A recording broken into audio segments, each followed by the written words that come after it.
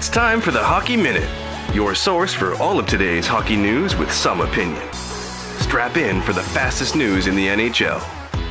This episode is proudly brought to you by fucking nobody. We don't have any sponsors. Now, here's your hosts, Brandon and Ryan.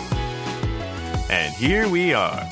Welcome back to another edition of the Hockey Minute. I am your host, Brandon. With me, as always, my co-host, Ryan. And today we've got our Rangers versus Hurricanes versus episode, where Ryan and I will each take a team and argue for why they'll win the round, and then leave it up to our very own capable judge, jury, and executioner, Jules.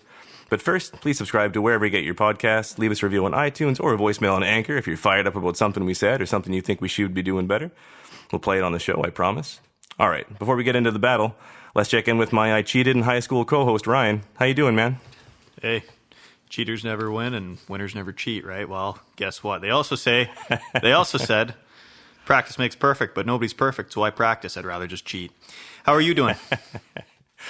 Buddy, I'm doing excellent. I'm stoked to be doing this, and the nicest thing about the podcast is we all kind of get to get there and talk hockey. And you know what, the playoffs are coming, buddy, and we've made it through the grind of 3 months of no hockey, and I can see the light at the end of the tunnel. So it's really exciting that we're actually gonna get to watch a game and then talk about it sometime in the near future.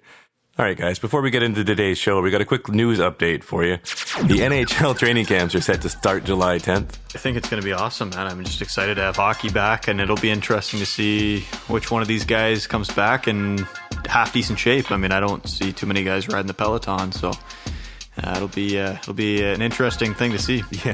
Yeah, man. I heard an interview with Brendan Dillon recently, and he sounds like he's going all up and down the East Coast just trying to find a spot to skate. So you're right, it's going to be a pretty big disparity between the guys. And the Las Vegas Review-Journal has put out a story saying Vegas will be confirmed as a hub city for the Stanley Cup playoffs by June 22nd. Wow. Obviously, Vegas is a city well accustomed to handling disease, so they should be well positioned here. What do you think? Yeah, I think it's at least it might give some of the players something to do, but we'll have to find out what the exact guidelines are, because I know the NBA has basically told their players that they're going to have to stay in their bubble. They can't leave. So hopefully it gives a little bit of freedom to the guys, but at the end of the day, I'm just glad we have one hub city down. Absolutely. All right, guys, on with the show. Jules is also here with us. Jules, thanks so much for doing this. How are you doing? Hey, glad to be here. Doing all right. Beautiful. Well, I'm excited to get into the Rangers versus Hurricanes. Ryan, you ready to tee us up with the Rangers? Let's dive right into it. I mean, listen, this is not even fair to you, Brandon. You're going to have to defend the Carolina Hurricanes. This is a team that didn't even want the playoff format because they're terrified, okay? Let's face it. Rangers went 4-0 this year against the Canes. I fully expect this trend to continue. Rangers, they've got so many weapons, but their number one weapon is this guy, Artemi Panarin. Maybe you've heard of him. He high kicks every time he scores a goal. He had 95 points this year. Mika Zibanejad, DJ Zbad. Not only does he have sick beats, but he's also got sick hands. And this guy had a 40-goal season this year. On top of that, defensively, Adam Fox, Tony DeAngelo, Jacob Trouba.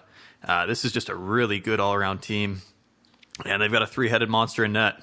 And it really doesn't matter who you go with. If anything, Henrik Lundqvist is the weak link in this. They've got this kid, Igor Shesterkin. Maybe you heard of him. He's 10-2 this year. I mean, the Rangers are fully prepared to take on the Carolina Hurricanes. And like we know, the Hurricanes were the only team that voted no on the playoff format because they're shaking in their boots to have to go up against this Rangers team.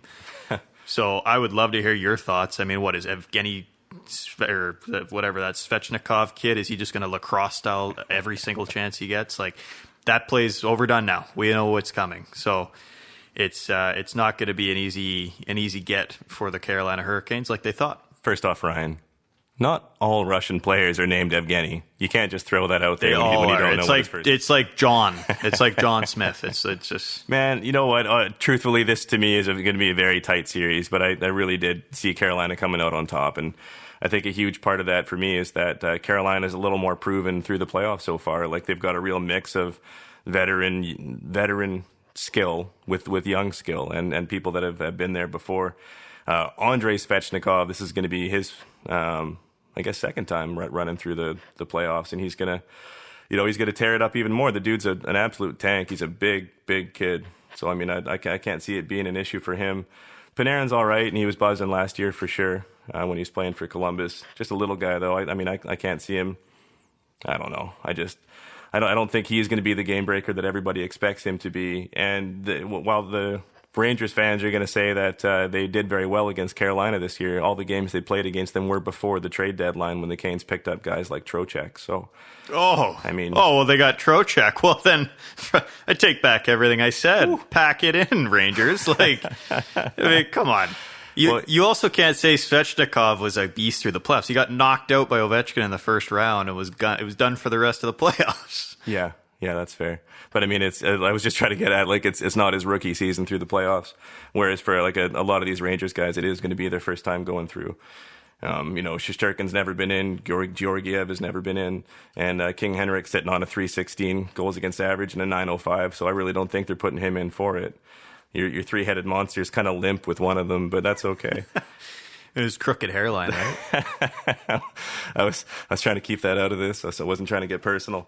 But I mean, like, we all know that Vinny Trocheck is a phenomenal two-way player, and Carolina was also trying to shore up the Dougie Hamilton injury by picking up Sammy Vatanen. So now they're sitting on basically 7 capable D for their roster. I mean, they can withstand any injury on the back end. They can move the puck like crazy. I don't know. For me, as long as Carolina's defense can stay healthy, I think they're going to have almost no problem shutting down the Rangers. I mean, I can still see them being close. I predict it's going to be Carolina in 5, but for me, I still see the Canes coming out on top.